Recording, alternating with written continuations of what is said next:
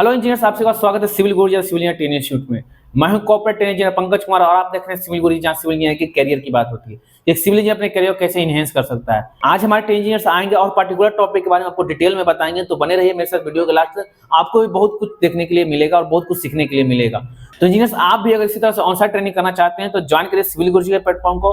Call लगाइए 91110123 पर और पता करें अपने सपनों की जॉब कैसे पा सकते हैं। इंजीनियर्स, बिना देर किए हुए कॉल लगाइए, क्योंकि हमारे पास सीट लिमिटेड होता है। अगर आपने देर कर दिया तो आपको नेक्स्ट मंथ के लिए इंतजार करना पड़ेगा। तो इंजीनियर्स, बिना देर किए हुए आइए वीडियो को स्टार्ट करते हैं। Hello, good morning everyone. मैं रवीश कुमार पाठक, छपरा, बिहार से आप सभी का स्वागत है आज के हमारे नए वीडियो में, जिसमें कि हम जानने वाले हैं प्लास्टर वर्क के बारे में। इसमें हम निकालना सीखेंगे कि प्लास्टर करते वक्त हमें एक दीवार के लिए कितना सीमेंट लगेगा, कितना सैंड लगेगा। ठीक, तो आइए उससे पहले हम कुछ बेसिक चीज़ें समझना चाहेंगे कि प्लास्टर कौन कहाँ यूज होता है। तो यहाँ पे हम देख सकते हैं कि थिकनेस ऑफ प्लास्टर, तो यहाँ पे जो लिखा हुआ है हमारा 6 mm। तो 6 mm से हम क्या समझते हैं? 6 mm का प्लास्टर जो बेसिकली हम करते हैं इनर वॉल पे। ठीक, 12 mm से लेके 15 mm तक जो है हम आउटर वॉल पे करते हैं। आउटर वॉल बाहर के साइड से करते हैं, इसलिए कि उधर बारिश वारिश में आना रहता है, जिसके कारण कल हो के सीपेज वेपेज का कोई दिक्कत ना हो। वहीं हम 20 mm प्लास्टर जो होता है जनरली क्या होता है कि ये कोस्टल एरियाज में हम करते हैं। इसमें अब देखते हैं एक और चीज लिखा है यहाँ पे 20% वेस्टेज क्या होता है। मैं प्लास्टर करने के समय में क्या होता है कि बहुत सारे मोटार जो है हमारे नीचे गिर जाते हैं या फिर वेस्ट हो जाते हैं। तो इसमें 6 mm के केस में जो है हम मेनली 20 mm का वेस्टेज 20% का वेस्टेज लेके चलते हैं। यानी कि 100 मानते हैं तो उसमें से 20% जो होगा हमारा, यानी कि 20 वो वेस्टेज काउंट करते हैं हम। उसी तरह हमारे 12 mm का प्लास्टर में भी इसी तरह होगा, 20 mm का वेस्टेज कंसीडर करते हैं। आप 12 mm में 20% का वेस्टेज कंसीडर करते हैं और 20 mm के प्लास्टर में हम 12% का वेस्टेज कंसीडर करते हैं। अब हम समझते हैं कि टाइप्स ऑफ मोटार क्या होता है। सबसे पहले तो ये समझना होगा कि मोटार क्या होता है। मोटार होता है एक्चुअली सैंड और सीमेंट का मिक्सचर को हम मोटार कहते हैं। ठीक, वैसे ही कंक्रीट हम किसे कहते हैं? अगर हमसे कोई पूछ दे कि हाँ भाई ठीक है मोटार तो ये होता है, कंक्रीट क्या होता है? तो कंक्रीट हमारा जो होता है वो एग्रीगेट सैंड और सीमेंट का जो मिक्सचर होता है उसे हम कंक्रीट कहते हैं। तो आइए हम देखते हैं कि टाइप्स ऑफ मोटार क्या होता है, कितने होते हैं और किसका कहाँ पे यूजेज है। तो रिच मोटार का बेसिकली जो रेशियो रहता है, तो रेशियो हम कुछ ऐसे लिख सकते हैं। रेशियो तो सबसे पहले समझना होगा कि रेशियो आखिर हम 1 क्या है 3 क्या है। यहाँ पे तो 1 यहाँ पे हम मान लेते हैं कि 1 और 3। तो 1 कहना क्या चाहता है, 3 क्या कहना चाहता है। तो 1 हमारा जो यहाँ पर रिप्रेजेंट करेगा वो करेगा सीमेंट को, कि सीमेंट किस रेशियो में अवेलेबल है मेरा मोटार में, और सैंड किस रेशियो में अवेलेबल है। 3 जो है यहाँ पर हमारा सैंड को डिनोट करता है और 1 सीमेंट को। ऐसे ही सब में करेगा, 1 सीमेंट है तो 3 सैंड है, 1 सीमेंट है तो 4 सैंड है, 1 सीमेंट है तो 5 सैंड है मेरा। तो सबसे पहले हम समझते हैं कि रिच मोटार होता क्या है और इसकी रेशियोज क्या होती है और कहाँ पे इसका बेसिकली हम यूज करते हैं। रिच मोटार का जो रेशियो होता है 1:3 का रेशियो होता है या फिर 1:4 का।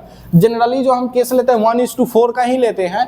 तो यहाँ पे हम समझेंगे कि इसको यूज कहाँ पे करते हैं। तो मेनली जब हमको 4 या फिर 5 इंच का दीवार जोड़ना होता है वहाँ पे हम रिच मोटार का यूज करते हैं। इकोनॉमिकल मोटार का हम यूज आखिर करते कहाँ है। अब हमें इकोनॉमिकल मोटार समझना होगा कि कहाँ करते हैं। इकोनॉमिकल मोटार का हम बेसिकली जो यूज करते हैं 8 या 10 इंच की दीवार में हम यूज करते हैं इसको। इसका रेशियो क्या होता है 1:5 होता है, 1:6 का होता है। वही अब हम समझते हैं कि पुअर मोटार क्या होता है। पुअर मोटार यानी कि टेम्पोररी वर्क के लिए जब हम यूज करते हैं इसे, टेम्पोररी वर्क के लिए, जैसे कि मटेरियल को कहीं स्टॉक में रखना हो कुछ समय के लिए, तो हम टेम्पोररी एक शेल्टर बनाते हैं जहाँ पे हम सामान को रख सके ताकि सीमेंट मेरा खराब ना हो, रॉड ना खराब हो। तो उसके लिए हम टेम्पोररी कुछ वर्क करते हैं। या फिर छत पे जब हम देखते हैं कि वाटर क्योर करना होता है स्लैब कास्ट करने के बाद, तो हम टेम्पोररी मोटार भी पुअर मोटार का ही यूज करते हैं वहाँ पे, जिसका कि जनरल रेशियो होता है 1:7 या फिर 1:8 का होता है।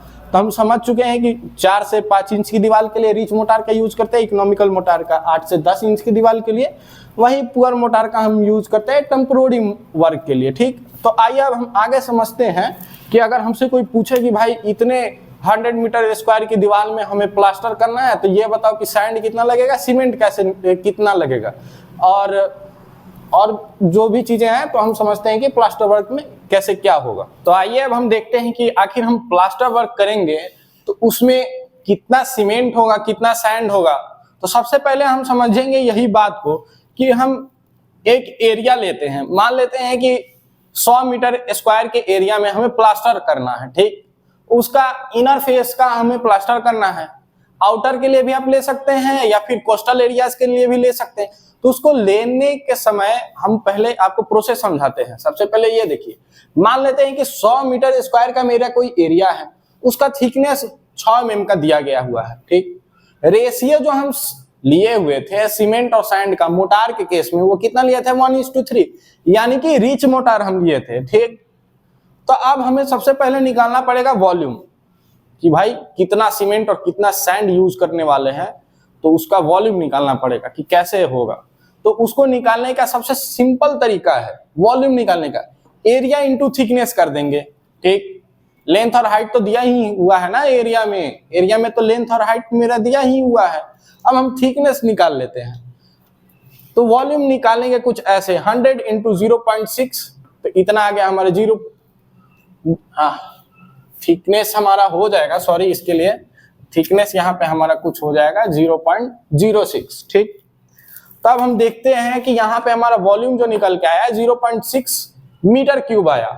तो हमको जैसे पता था कि हम 6 mm का जब भी प्लास्टर करेंगे तो उसमें 20% का वेस्टेज कंसीडर करते थे, 6 mm या फिर 12 mm में 20% का वेस्टेज कंसीडर करते थे, वही 20 mm के वॉल में हम 12% का वेस्टेज कंसीडर करते थे। तो उस निकालने से पहले हम सबसे पहले 20% वेस्टेज भी तो ऐड करेंगे। तो ऐड करने का सबसे अच्छा तरीका यही होगा मेरे लिए कि वॉल्यूम प्लस 20% ऑफ वॉल्यूम, यानी कि 0.6 मीटर क्यूब का 20%। तो हमने वॉल्यूम में 0.6 लिख दिया। अब देखिए, अब जिसको परसेंटेज ना निकलने आता हो वो उसकी गलती है। अब हम एक बार समझा देते हैं कि कैसे क्या होगा। तो परसेंटेज निकालने का सबसे आसान तरीका होगा कि 0.6 इंटू 20/100 करेंगे तो हमारा 20% वेस्टेज के साथ हमारा जो वॉल्यूम आएगा वो आएगा 0.72 मीटर क्यूब, ठीक। तो हमारा ये आ गया, परसेंटेज हमने यहाँ निकाल दिया, वॉल्यूम जो हमारा आया हुआ था निकालने के बाद ये हो गया। अब इतना तो ठीक है भाई। अब हमसे कोई बोले कि भाई ठीक है आपने तो बता दिया कि हाँ मेरा इतना मोटार लगने वाला है, लेकिन ये बताइए हमको कि सीमेंट कितना लगेगा और सैंड कितना लगेगा, ठीक। तो सीमेंट सबसे पहले निकालते हैं कि सीमेंट निकलेगा आखिर कैसे। तो निकालने का आसान सा तरीका है, volume of mortar 0.72 metre cube, dry coefficient, ठीक।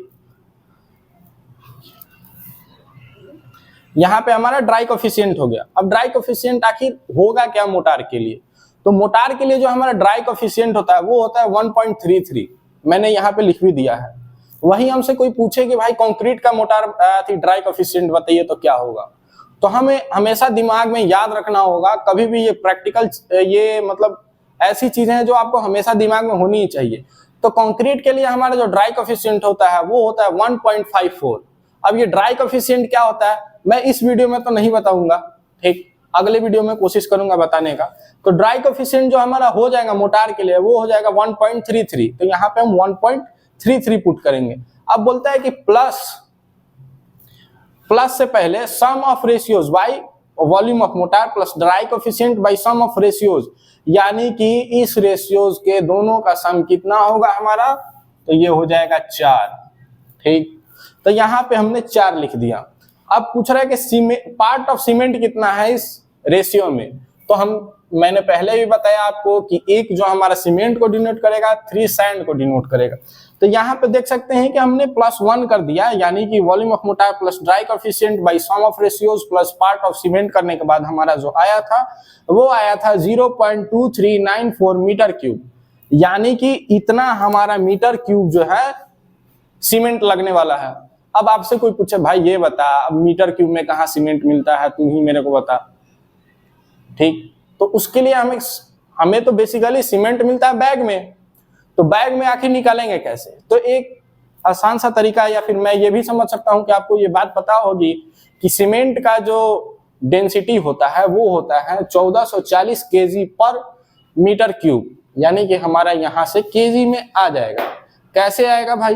तो 0.2394 इंटू 1440 करेंगे, यानी कि 1440, तो हमारा आ जाएगा यहाँ पे 344.736 केजी में आ गया। ठीक, अब यहाँ से भी कोई आपसे पूछे भाई किलो में कहाँ मिलता है यार, केजी में कहाँ मिलता है सीमेंट, ये बता मेरे को, तो मैं बोलूंगा भाई जब केजी में आ गया तो सीमेंट बैग में भी आ जाएगा। हमको पता है कि एक सीमेंट के बैग में 50 केजी सीमेंट होता है। ठीक, तो यहाँ पे हमारा आया था 344.736, तो इसको हम अगर 50 से डिवाइड कर देते हैं तो कुछ हमारा आएगा 6.9, लेकिन 6.9 का तो सीमेंट बैग मिलेगा नहीं हमको, तो इसको अप्रॉक्स कर देते हैं कि 7 बैग हमको सीमेंट इसमें लगा। ठीक, लेकिन इसके बाद अब हमसे कोई पूछे कि भाई ठीक है सीमेंट बता दिया आपने, सैंड बताओ अब मेरे को। सैंड में भी कुछ नहीं करना है, सैंड में आप लोगों के भरोसे छोड़ता हूं, मैं बस बता देता हूं कि सैंड आखिर निकलेगा कैसे।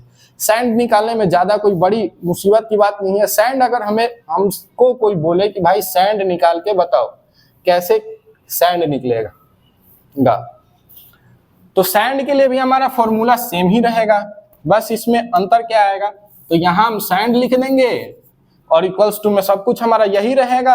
अब पार्ट ऑफ सीमेंट के जगह हम यहाँ क्या करेंगे, पार्ट ऑफ सैंड लिख देंगे। ठीक, तो अब पार्ट ऑफ सैंड कैसे होगा भाई, तो पार्ट ऑफ सैंड हमारा हो जाएगा यहाँ पे 3। अब आप सॉल्व करना कैसे क्या आएगा, तो आपका जब आंसर आएगा वो कुछ आएगा ऐसे कि मीटर क्यूब में आएगा। ठीक, तो मीटर क्यूब को अब जनरली हमें जो सैंड मिलता है वो CFT में मिलता है, तो CFT में चेंज करने के लिए हमें क्या करना होगा, तो CFT में चेंज करने के लिए जितना भी हमारा मीटर क्यूब आएगा, यानी मान लेते हैं कि 1 मीटर क्यूब हमारा सैंड आ गया, उसको CFT में बदलने के लिए 35.31 से अगर हम मल्टीप्लाई करते हैं तो वो हमें CFT में पता चल जाएगा। ठीक, तो सैंड भी पता चल गया हमें, सीमेंट भी पता चल गया, एक इतने थिकनेस की दीवार के लिए, इतने एरिया के लिए हमें मोटार का भी पता चल गया वेस्टेज के साथ में। तो आज की वीडियो में इतना ही कुछ रहेगा। अगर इस वीडियो से रिकॉर्डिंग या फिर इस टॉपिक से रिलेटेड आपको कोई भी डाउट होगा तो आप कमेंट में पूछ सकते हैं, और आपको ये अगर वीडियो अच्छा लगा हो, मेरा कंटेंट अच्छा लगा हो, तो आप लाइक भी कर सकते हैं, चैनल को सब्सक्राइब भी कर सकते हैं।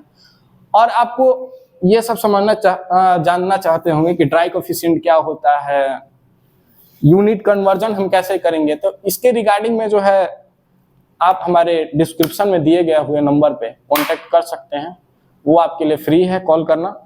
आज के लिए इतना ही, जय हिंद जय भारत। और करना है कुछ खास तो चलिए सिविल गुरुजी के साथ।